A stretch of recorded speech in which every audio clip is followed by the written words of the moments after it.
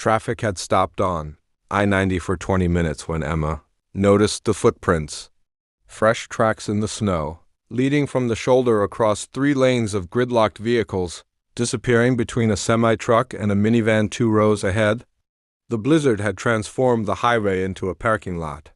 Visibility dropped to nearly zero. Emma sat in her Honda, engine running, heater blasting, watching her fuel gauge creep downward. Other drivers had killed their engines to conserve gas. Some had abandoned their cars entirely, walking back toward the last exit 3 miles behind them. She grabbed her phone. No signal. The storm had taken that too. The footprints bothered her. They were barefoot. Perfect impressions of naked feet in 8 inches of fresh powder, the toes clearly defined. In this weather, frostbite would set in within minutes. Hypothermia shortly after. Emma pulled her coat tighter and peered through the windshield. The prints continued past her car, weaving between vehicles. She could trace their path backward now, emerging from the tree line on the western shoulder. Whoever made them had walked out of the forest in the middle of a blizzard. Without shoes? Movement caught her eye. A figure stood between 2 cars, 50 feet ahead, tall, impossibly thin. It swayed slightly, as if uncertain on its feet. The falling snow obscured details, but Emma could see it was naked. Pale skin almost luminescent against the white backdrop. It turned toward her car. Emma's breath caught. Even at this distance, she could see its eyes. Too large, reflecting the red glow of brake lights like an animal's. The figure began walking toward her. The same mechanical sway. The same impossible silence despite the crunching snow. Emma locked her doors and checked them twice. Her hands shook as she turned the key, praying the engine would stay running. The fuel gauge hovered just above a quarter tank. The figure moved between the cars with fluid grace, never touching the vehicles, never stumbling despite the ice beneath the snow. It walked the path its footprints had made, retracing its own steps. Coming closer. Emma laid on the horn. The sound barely carried in the wind. A few drivers looked up from their phones or their naps, but most ignored it. Just another frustrated motorist. The figure stopped 10 feet from her hood. This close. Emma could see it clearly during the brief moments when the snow thinned. It was wrong. The proportions were human but distorted. Arms too long. Fingers too many. The face was a blur of features that her mind refused to process, sliding away from comprehension like oil on water. It tilted its head, studying her. Then it smiled. Too many teeth. Too wide. Emma screamed and threw the car into reverse, but the vehicle behind her blocked any movement. She shifted to drive, cranked the wheel, but cars hemmed her in on all sides. She was trapped in a metal coffin, surrounded by dozens of other drivers who couldn't or wouldn't help. The figure placed one hand on her hood. The metal groaned. Frost spread from its palm in crystalline patterns, racing across the paint. The entire hood turned white with ice in seconds. It leaned forward, pressing its face against the windshield. That wrong face. Those wrong eyes. Its breath left no condensation on the glass. Emma closed her eyes and pressed herself against her seat, fumbling for her phone. No signal, no help, no escape. Seconds passed. Maybe minutes. The only sound was her own ragged breathing and the howl of wind. When she opened her eyes, it was gone. The frost on her hood remained, but the figure had vanished. Emma scanned the spaces between cars, searching for movement, nothing, just the endless snow and the red glow of brake lights stretching into the white void. Then she saw the footprints again, leading away from her car, past the semi-truck, toward the eastern tree line this time. More sets of prints now, dozens of them, all barefoot.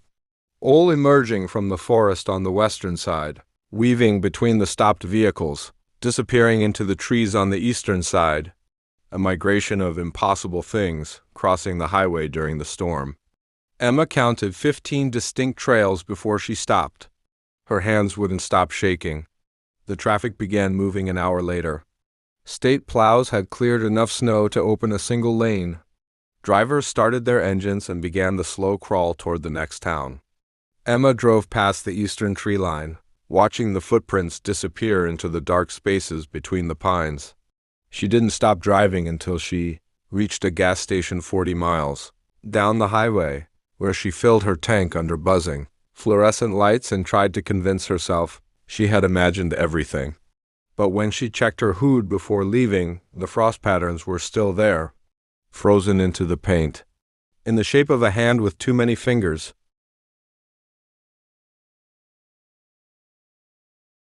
The radio crackled with static, then a voice. All vehicles, maintain spacing. Do not stop. Do not leave your vehicles. James adjusted his grip on the steering wheel and glanced at the convoy ahead. 6 trucks total, counting his own. They'd been contracted to deliver emergency supplies to a mining town cut off by the first major storm of the season. Highway 37 stretched north through absolute wilderness, 200 miles of forest and frozen lakes with maybe 3 permanent structures along the entire route. The lead truck belonged to Rodriguez. Behind him came Patterson, then Way, then Jenkins, then Kowalski. James brought up the rear. They'd been driving for 6 hours, maintaining 50 feet between vehicles, hazard lights blinking through the snow like a string of amber beacons. The radio crackled again. Rodriguez, approaching the halfway point. Everyone's status check. One by one, they called in. All good, all on schedule. Then Kowalski's voice, tight with tension.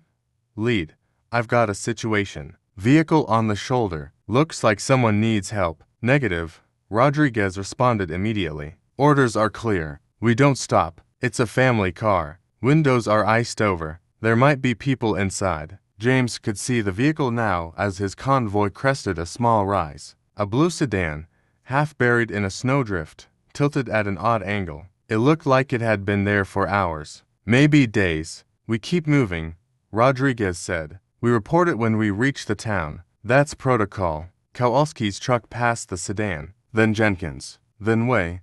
The vehicles looked empty from what James could see, but the ice made it hard to tell. As he approached, his headlights swept across the rear window. Someone was inside, a figure in the back seat. Completely still, James grabbed his radio. Lead, there's definitely someone in that car. Maintain speed. We'll report it. James gritted his teeth and kept driving. The convoy continued north, leaving the sedan behind. The falling snow would bury it completely within the hour. 5 miles later, they passed another car. Same make, same model, same blue color, also on the shoulder, also half buried. Anyone else seeing this? Way asked. Affirmative. Jenkins responded. Same car, different license plate. Keep moving, Rodriguez ordered. 3 miles later, another blue sedan. Same position, same ice-covered windows. This time, James could see multiple figures inside. 4 or 5, all motionless. This isn't right, Patterson said. We need to call this in. No signal out here. You know that. We keep moving. The convoy pressed on. James's hands ached from gripping the wheel. The storm intensified, reducing visibility to the taillights of Kowalski's truck ahead. Another sedan, then another, then 3 in a row, spaced 50 feet apart. They're matching our spacing, Way said, voice shaking slightly. The cars, they're spaced exactly like we are. James realized he was right. 6 cars now, same spacing as the convoy, all blue sedans, all on the shoulder. Rodriguez, we need to turn around, Kowalski said. Negative. Town is closer than going back. We pushed through. The 7th sedan sat directly in their lane. Rodriguez swerved around it, horn blaring. The other trucks followed suit, weaving back into formation. James steered around it and caught a glimpse through the driver's window. The figure inside turned to watch him pass. Its head rotated smoothly, tracking his truck. In the glow of his headlights, he saw its face clearly for just a moment. It looked exactly like him. Did you see that? James shouted into the radio. Did anyone see? Maintain radio discipline, Rodriguez snapped. Everyone stay focused. But James could hear the fear in the lead driver's voice now. The sedans appeared faster now. Every mile, then every half mile, then every few hundred feet. Always on the shoulder, always with figures inside. The figures were changing. James recognized Patterson in one car, way in another. All of them, the entire convoy, sitting in identical blue sedans, watching themselves drive past. We're going in circles, Jenkins said. We have to be going in circles. GPS shows we're heading north. Check your instruments. James looked at his GPS. The arrow pointed steadily north, but they'd passed the same landmark 3 times now, a distinctive dead tree, split by lightning. Stop the convoy, Way said. We stop right now and figure this out. We don't stop. That's exactly what they want. What, who wants? Kowalski demanded. Rodriguez. What the hell do you know that we don't? Silence on the radio. Rodriguez. Answer me. More silence. Then, quietly, this happened to another convoy last year. 6 trucks. They found them 3 weeks later, frozen solid on the highway. All the drivers were still inside, still in formation, like they'd never stopped driving. You knew about this? Patterson shouted. You knew, and you brought us here anyway. The company said it was just a story. Bad weather, driver error, nothing confirmed. A new vehicle appeared in James's headlights. Not a sedan this time. A truck. His truck. Same company logo. Same license plate. It sat motionless in the right lane. James was inside it. He could see himself through the window, hands on the wheel, staring straight ahead. They're us, Way whispered over the radio. All of them. They're all us. The convoy ahead began to slow. James watched in horror as each truck pulled onto the shoulder, one by one. Rodriguez first, then Patterson, Way, Jenkins, Kowalski, all perfectly spaced, all going silent. No, James said. He pressed the accelerator. I'm not stopping. I'm not doing this. His truck surged forward, passing Kowalski, then Jenkins. The radio erupted with shouts, but the voices were wrong now. To flat. To synchronized. James passed them all and kept driving, watching his mirrors as the convoy disappeared into the snow behind him. He drove for 20 minutes before the storm began to clear. When he finally reached the mining town, the foreman met him at the gate, confused. Where's the rest of the convoy? James tried to explain. The sedans, the figures, the copies. The words sounded insane even to him. The foreman pulled out his phone and showed James a photo. This convoy, 6 trucks in perfect formation, all parked on the shoulder of Highway 37. The photo was time-stamped 3 days ago. We found them yesterday. All the drivers were inside, frozen. Your company already sent a replacement team this morning. 6 trucks. They should have passed you on the highway. James felt his blood turn to ice. He hadn't passed anyone. The highway had been completely empty except for the sedans. What company name was on the trucks? He asked quietly. The foreman checked his notes and read off James's company name. And the drivers. Did you check the drivers? Course we did. Had to identify the bodies.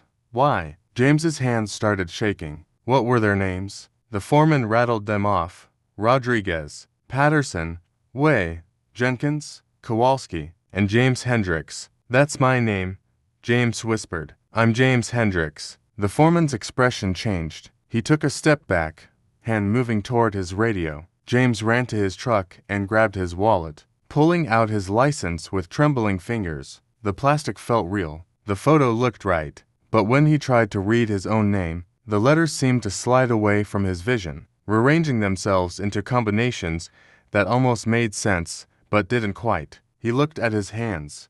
Solid. Real. He could feel the cold, feel his heart pounding, but he couldn't remember leaving home for this run. Couldn't remember his family? Couldn't remember anything before the convoy. In his mirror, he saw 6 trucks pulling into the mining town. Perfect spacing, amber hazard lights blinking in formation, coming to collect what they'd left behind. Static calling any static trapped on the ice road. Coordinates. Static. Daniel's hand hovered over the CB radio dial. The voice cut in and out, barely audible above the interference. He'd been hauling freight across frozen lakes for 15 years and had heard plenty of distress calls. But something about this one made his skin crawl. Repeat your location, he transmitted. This is northbound hauler, currently on Lake Winnipeg Ice Road. What's your position? Thank God someone were stuck the ice, something's wrong. A woman's voice, young, terrified. Calm down, give me landmarks. What can you see? Nothing? Just ice? Just white. We've been driving in circles for, I don't know, hours? Days? The GPS doesn't work. Our phones don't work. We're almost out of gas. Daniel checked his own GPS. The blue line showed him exactly where he was, halfway across the lake on the established ice road. The route was marked with reflective posts every 100 feet. You'd have to be blind to get lost. How many in your vehicle? 4 of us, please. We have a child. She's only 6. Daniel's jaw tightened. Okay, stay calm. Keep your engine running for heat. Flash your headlights. I'll find you. He slowed his rig and scanned the horizon. The ice road stretched in both directions, bordered by walls of plowed snow. Beyond that, the lake extended into darkness. No lights, no vehicles. I'm flashing them, the woman said. Can you see us? Negative. Keep flashing. What kind of vehicle? Red SUV, please hurry. Something's out there? We can hear it moving around the car. What's moving? I don't know. It sounds like someone walking, but we're on a frozen lake. There shouldn't be anyone out here? Daniel felt a chill that had nothing to do with the temperature. Can you see what's making the sound? No, the windows are frosted over, but it's circling us. It's been circling for... The transmission cut to static. Hello, come back, hello? Nothing but white noise. Daniel grabbed his spotlight and swept it across the ice. The beam cut through the darkness, illuminating wind-carved snow formations and pressure ridges. No red SUV, no lights, no sign of anyone. If you can hear me, keep transmitting. I'll triangulate your position. The radio crackled. Different voice this time? Male? Older? Turn around? Leave the lake. Don't look for them.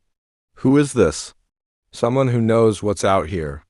Turn around now. There's a family. A child. There's no family. There's never a family. It's bait. It uses their voices. It's done this before. Done what before? Silence. Answer me, what's done this before? The male voice returned, weary and resigned. Every winter, someone reports hearing distress calls on the ice roads. Voices calling for help. And every winter drivers go looking. Most turn back when they can't find anything. But some keep searching. They drive off the marked road, out onto the unstable ice. We find their trucks in the spring when the lake thaws. Still running. Still warm. Drivers frozen in their seats. That's just hypothermia, disorientation. Then explain why their CB radios are always tuned to the same frequency. Always transmitting. Always calling for help in voices that aren't their own. Daniel's hand shook as he reached for the radio dial. The frequency display showed he was on channel 19, the standard trucker channel, but the voices were coming from somewhere else. Something had overridden the frequency. The woman's voice came back. Please. It's trying to get in. We can hear it scratching at the doors. Where are you? Daniel demanded. Give me something, anything. I see lights. Someone's coming. There's a truck, oh thank God it's stopping. That's not me. I haven't found you yet. Don't open your doors. He's getting out. He's waving at us. He looks screaming. Multiple voices. Then silence. Daniel's spotlight caught something in the distance. A red glow, taillights. He pressed the accelerator. His rig gaining speed on the ice. I'm coming. Hold on. The male voice. Stop, you're leaving the road. Daniel glanced right. The reflective posts were gone. He drifted off the marked route without realizing it. Nothing but flat ice in every direction now. He hit the brakes. The truck skidded, tires fighting for grip. He spun the wheel, trying to get back to the road, but the ice had become a featureless plain. No posts, no tire tracks. No way to tell which direction he'd come from. Coordinates, he said into the radio. Someone give me coordinates back to the road. No response. Anyone on this channel, I need help. I'm off the ice road. The ice road doesn't exist, the male voice said. Not anymore. Not for you. You went looking. Now you're part of it. That doesn't make sense. I can see my tracks. I can follow them back. Look again. Daniel jumped out of the cab, spotlight in hand. He swept the beam across the ice behind his truck. No tracks. The surface was smooth, wind-polished to a mirror sheen, like his rig had materialized out of nowhere. In the distance, the red taillights were closer now. Daniel could make out the shape of an SUV. It wasn't moving, just sitting there on the ice. Don't go to it, the male voice warned. That's what it wants. That's how it gets you. But Daniel was already walking. He couldn't explain why. His legs moved without conscious thought, carrying him across the ice toward the vehicle. The spotlight beam wobbled with each step. 50 feet away, he could see figures inside the SUV, 4 of them. Adults in front, child in back. All completely still. 25 feet. The child turned to look at him. Her face was wrong, too smooth, like a mannequin. 10 feet, the driver's door opened. A man stepped out. He wore the same coat as Daniel. The same boots, the same face. Daniel's spotlight fell from his numb fingers. The man-thing smiled. We've been waiting for you. Now the truck needs a driver. Now you need to make the call? What call? The distress call. So the next one comes looking. So the lake gets what it needs. Daniel tried to run, but his boots had frozen to the ice. He looked down and saw frost spreading up his legs, creeping toward his chest.